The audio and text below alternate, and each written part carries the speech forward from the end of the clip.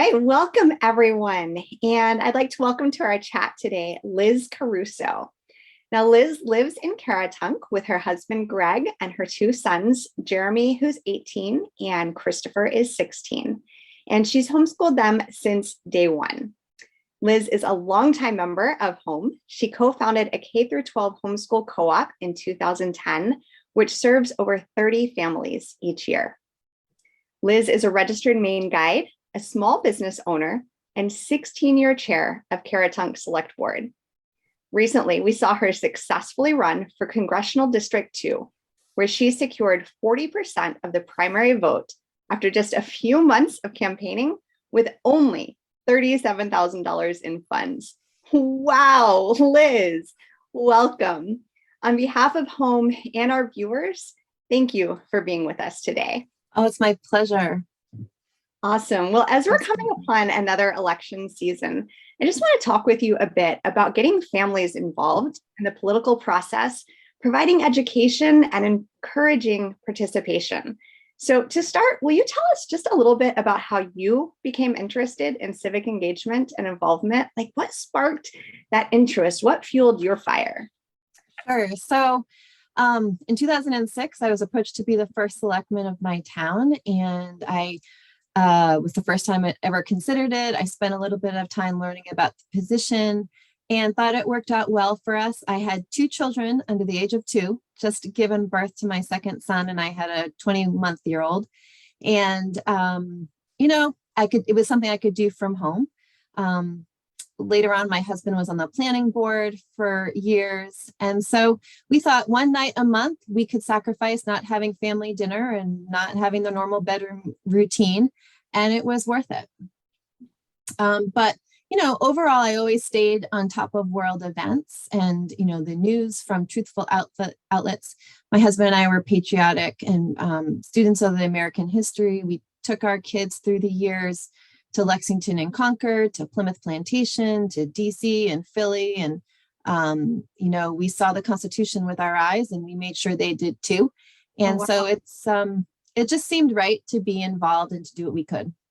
Yeah. Awesome. Well, I hear that political sense has just always been a part of who you are and the fabric in your family, sounds like. I guess so. So what was it that had you want to run for office beyond the select board? Right. I was always passionate about truth and justice and righteousness in our government and in our supposed leaders who are representing us. I was one of those people that always emailed or called my senators and representatives about issues I cared about. And I always hated, evil and corruption. And when the CMP corridor hit our town and the town intervened, I found myself on the front lines. And I saw that government was not run the way I had always thought it was. It had been usurped from we the people into the hands of special interest groups and lobbyists. And I hated what I saw.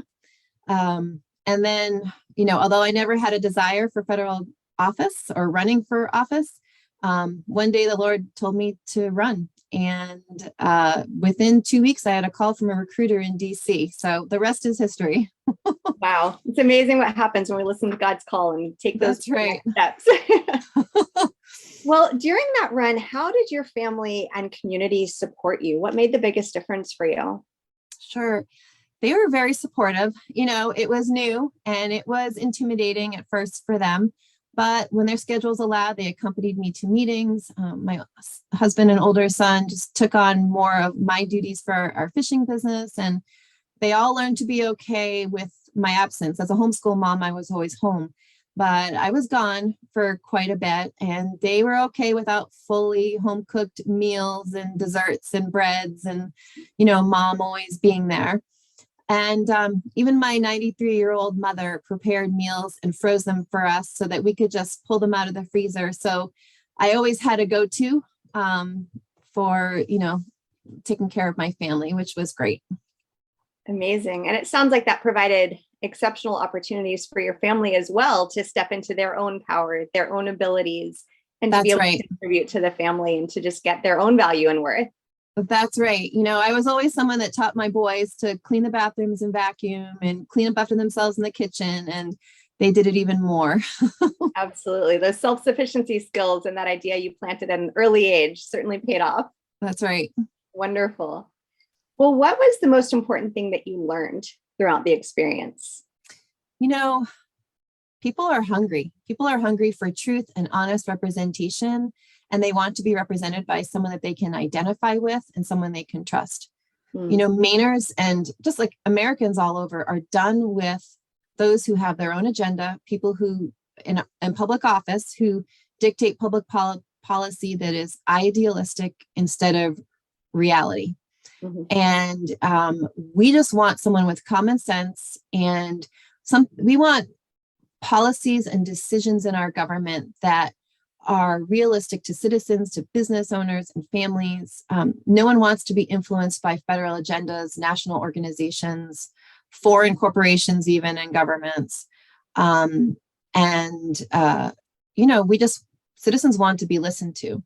But what I think we're really seeing now in Maine and on the national front is, in order for there to be change, ordinary citizens like you and me, honest, hardworking citizens must get involved.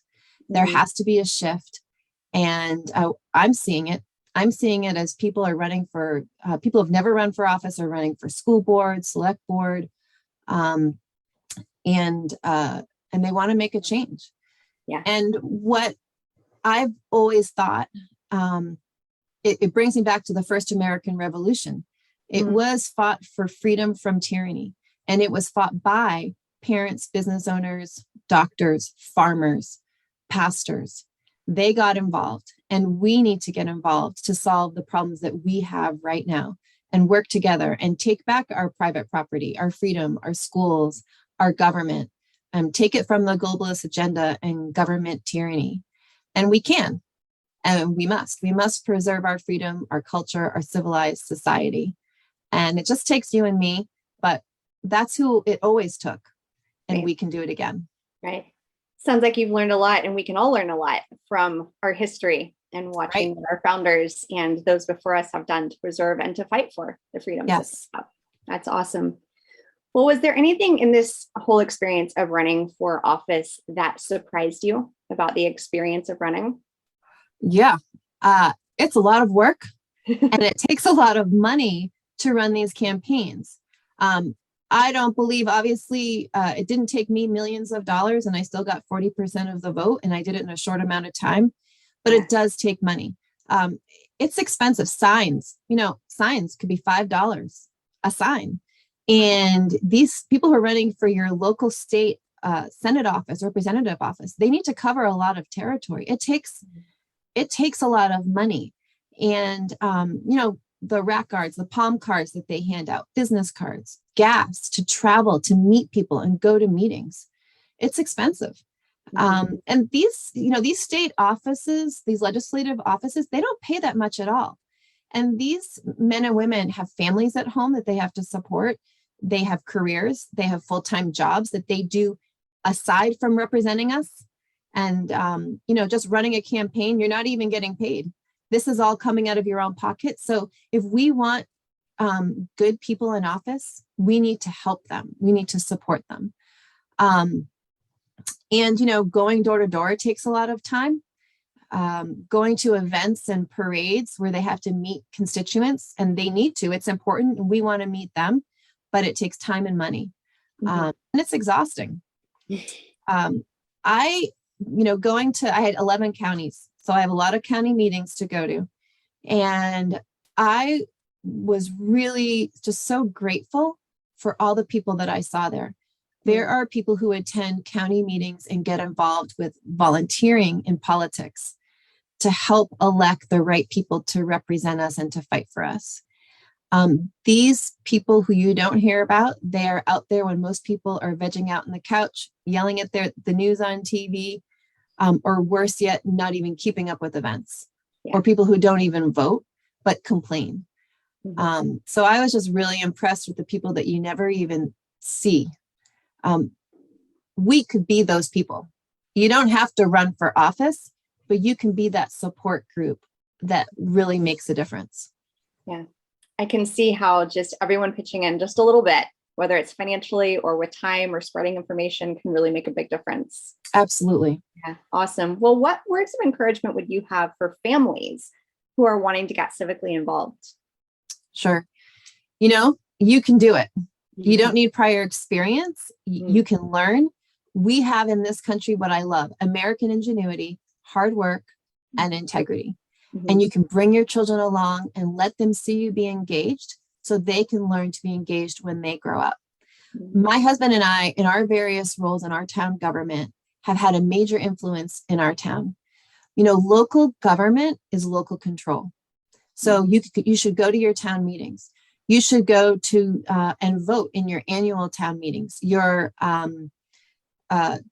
and listen to your selectmen discuss things, your planning board, your school boards. Get out and vote on ordinance changes and comprehensive plans. These things have a great deal of say of what goes on in your town. Maine town meetings are the only opportunities for pure democracy to be at work. It's the only time where you get to raise your hand and have a direct response to what happens in your town. No one is representing you like they are in Augusta or DC in your town. You get to represent you. So it's important to be there. And because of our involved citizens here in Caratunk, we've been very proactive, conservative, and protective of our town resources and our town character, whether it's wind farms, solar farms, marijuana law changes at the state level, the corridor. Our citizens decided to take a stand on what takes place in our town, and you can do that in your town.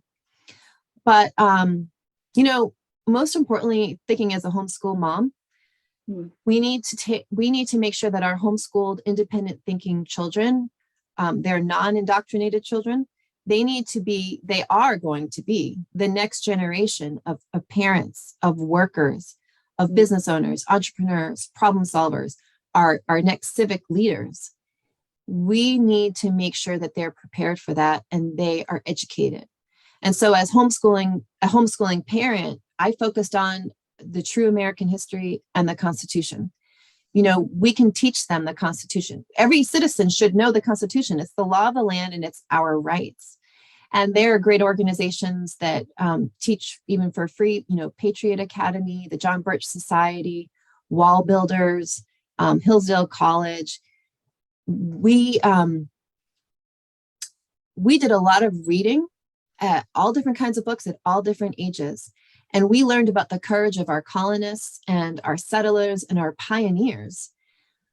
It was ingrained in our children, as well as the revolutionary spirit of our founding fathers and our Minuteman families. That's who we are right now. And they fought for tyranny. They fought for freedom from tyranny, for their children and their future. And we need to have that same spirit today. Amazing, amazing. Well, Liz, you've given so much really helpful information, tips, and pointers so far. But as we wrap up, do you have maybe just 5 specific action items that you could leave us with today that we can do over the next month or so, running up into this political season, to be effectively involved? Yeah, absolutely. The dire circumstances that we're in take drastic actions. And there are ways for us to get up and get out and help people. It's important that there's a shift that we're getting involved in it. So I'd say for 5 things for this specific election, you can be a poll watcher or a poll worker. So a poll worker is a paid position and you're there, checking people in, checking them out, handing them their ballots. And then you could be a poll watcher, which is a volunteer effort. And usually, depending on the size of your town, it could be 5 to 6 hour shifts that you're working. But we need that. We need people to be watching the polls, watching what happens. We also need to find out who the constitutional, patriotic, and freedom-minded candidates are for our state and governor races. What do they stand for? How are they going to vote? Once you find that, I have 5 things that you can do to help them. Okay. You can write a letter to the editor, and that's free. And that's only 150 words. You can write a letter to the editor about why you're voting for that person. That's free advertising for them.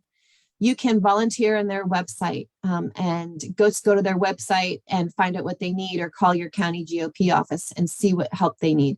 They might, they can definitely use a lawn sign on, if you have a high traffic piece of property, put their lawn sign on your property. They may need help with public, if it's not private property, it's public property, like along the public roadways that might need help putting road signs out and then collecting them after the election is over. You could tell 10 to 20 of your friends and neighbors why you're voting for them. You can also contribute to their campaign. Some of our state offices have clean election campaigns, and they can only take $5, but that $5 amounts to $100 of campaign funding. And so for just $5, you can go on and give to their campaign and help them. Some of them are just traditional, running traditional campaigns, and you can give them any amount. There is a limit. I can't remember what it is right now because I didn't run for state office. But they do need financial help. And, I was always a big ministry giver, but it's important to give to these political campaigns because it is a ministry for our freedom when you think about it. And then, just like I said before, just in general, get involved in your local town and county. You run for school board, planning board, select board, your library. Be aware of what's going on and let your voice be heard in general. Liz, these are all wonderful, wonderful tips. Thank you so much for taking time out of your busy homeschool mom, running a business, working your offices, everything that you do, just to be here with us today and offer this inspiration and encouragement. And I just want to add in, a pleasure. Yeah, I love what you said about the signs. And that was something we homeschool as well. And my son and I got out a couple of election seasons ago. And one of our local representatives in the House of Reps, we were friends with him. We agreed with everything that he stood for. And we asked, could we help him? And we went out, and my son and I together put the road signs out all over. And then when everything was done, we went and picked them up. And for my son, getting involved in that way sparked his interest into knowing more about, well, why are we supporting him? Why is that important? What is it that he believes? And it's really been a great opportunity for him to have that volunteerism as well. So I would definitely encourage homeschool families to have your whole family involved in understanding why you're supporting the candidates that you are, and then how the children can actually get involved and make a difference as well. So thank you so much for sharing that. Yes. And in closing, one thing that I'll put in as well is Homeschoolers of Maine has partnered with the Patriot Academy, which you mentioned earlier, and are offering a biblical citizenship class starting here in just a couple of weeks. I know our family will be tuning into that, and it's a great opportunity to learn, like you were speaking of, the foundations, what was done beforehand, how did we get where we are today, and how can we stand for that? So thank you so much, Liz, for all that you're doing to protect our freedoms and to stand up for those rights and to instill the civic virtue in your community and your family. Yeah, I just want to say one thing. With your Patriot Academy, they actually offer a constitution that, this book where it has the Constitution on the left page, and on the right page, it has it in more plain English, easy to understand. It's called The Constitution Made Easy. And it's a great resource. I would recommend people get it. You can get it right on their website. Fantastic. Thanks for that, Liz. All right. Well, to all of our viewers, we hope that you have a wonderful day and go out there and get involved.